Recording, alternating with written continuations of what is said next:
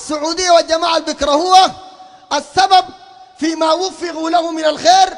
ما تتخيل انه المسألة دي جاء صدفة. الخير اللي في السعودية ده وانتوا شايفينه كلكم، ما تتخيل جاء صدفة. ده جاء بسبب التوحيد يا ناس. توحيد ده اللي بيجيب الخير. الدليل شنو؟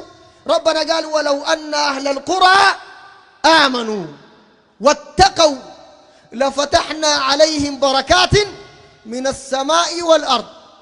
أتخيل معاي نحن الحاج عندنا السوداني بيمشي من بلد زراعي، بلد من شاقي ونيل من الأول للآخر وأنهار تانية وبلد خصبة وزراعية، فهمت؟ بيمشي من بلد زي ده يمشي السعودية يا دوب يضرب فواكه هناك. وداك بلد ربنا قال بواد غير ذي زرع عند بيتك المحرم، زراعة ما فيها، نيل واحد ما في، فهمت؟ بعد ده بتلقى الخير وبتلقى البركة. دي من وين؟ انت قال جات من وين؟ جات كأنه يا اخواننا ما في قبة بتعبد هناك، قبر واحد بيعبد ما في. بالله شوف الخير ده.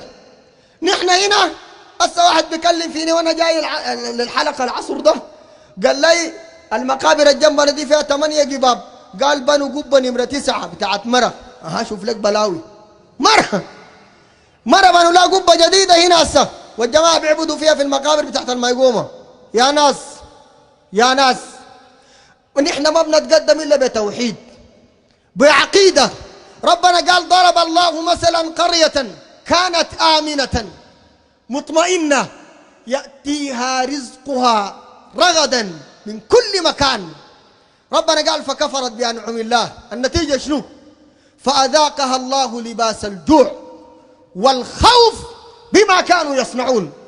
الناس حجوا في السعودية هذا العام وعليهم الأمان، أمان تام. إيران تتوعد وربنا بأمن. الأقوى إيران ولا ربنا؟ ربنا أقوى منهم. تتوعد زي ما هي عايزة وربنا سبحانه وتعالى بيأمن لحجيج بيته المبارك.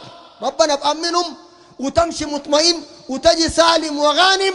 لكن الحرب دي كلها هي حرب ضد التوحيد. أنا دارك تفهم المعلومة دي عشان ما تتخيلوا دي مسألة سياسية وسياسة إيران ضد سياسة السعودية.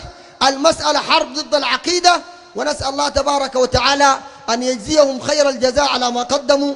والسلام عليكم ورحمة الله.